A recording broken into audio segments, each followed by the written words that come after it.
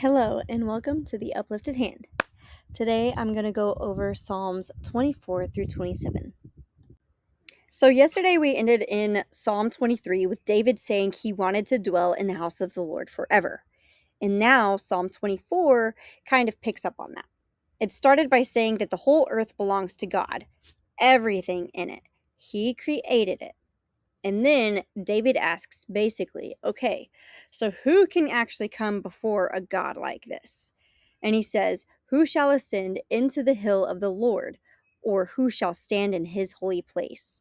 And the hill of the Lord is talking about God's holy place, which is his presence. So that's really the question that we're starting with. Who can come into the presence of God? And the answer is, he that hath clean hands and a pure heart. And clean hands don't literally mean clean hands. It's more like, what are you doing with your life? And the heart is what's happening inside of you, your intentions, your desires, who you're becoming. So clean actions, pure heart, which sounds great, but also that's a little intimidating, because who can honestly say that they've done perfectly? And then there's this little line in verse 6 that changes the feeling for me. It describes these people as the ones who seek Him. They're seeking God. And that's important because Psalm 25 makes it very clear that David is not claiming to be perfect. So now we're in Psalm 25, verses 1 through 7. And he starts with, "Oh my God, I trust in thee." But then almost immediately he says, "Show me thy ways, teach me thy paths." So he trusts God, but he also admits, I don't totally know where I'm going here, so please teach me. And then he goes even further with, "Remember not the sins of my youth." So this is the same David who was just talking about clean hands and a pure heart. And now he's admitting that he has sins he needs forgiven. So being pure clearly doesn't mean David is never messed up. He's trusting God, he's asking him to teach him, and he's asking him to forgive him. Which brings us right into the next verse. Verse 8 says, "Good and upright is the Lord, therefore will he teach sinners in the way." And I love that it actually says sinners, not perfect people, not people who already know exactly what they're doing, sinners. And David includes himself because a few verses later, he's asking God to pardon his iniquity, which just means his sin or his wrongdoing. So David needs the God he's trying to reach. And this is where the "Come Follow Me" section about clean hands and a pure heart makes so much more sense. It's not saying that someone has to somehow become flawless before God. David is literally coming to God because he needs help becoming better. And that's why that phrase from Brother Wilcox fits so well here. Worthiness is not flawless.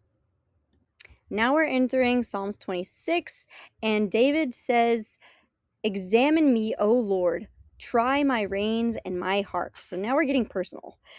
And at first, the word reins threw me off at first because it's an old biblical language referring to your deepest thoughts and feelings. So David is basically saying, God, look inside of me.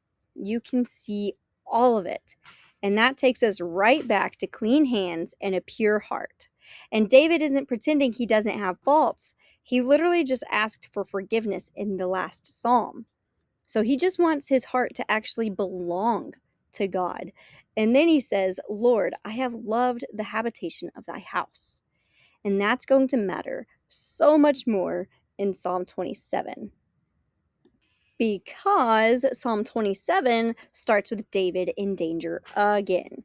There are enemies. He even talks about the army surrounding him and the possibility of the war. But he says, "The Lord is my light and my salvation. Whom shall I fear?" And then David says there's one thing he really wants. And I would have expected it to be something like, "God, get rid of my enemies." But it's not. He says, "That I may dwell in the house of the Lord all the days of my life." Okay, so now all of the dots are connecting.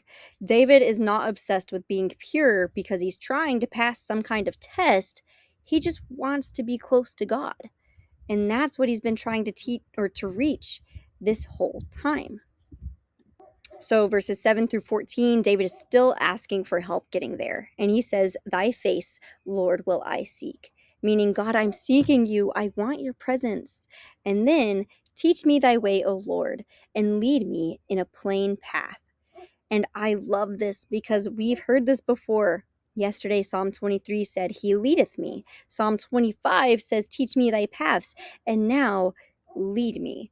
So the shepherd from Psalm 23 is still here. He's still leading David. And David isn't at the end of his psalm saying, I figured it all out. I'm perfect now. He's actually still waiting.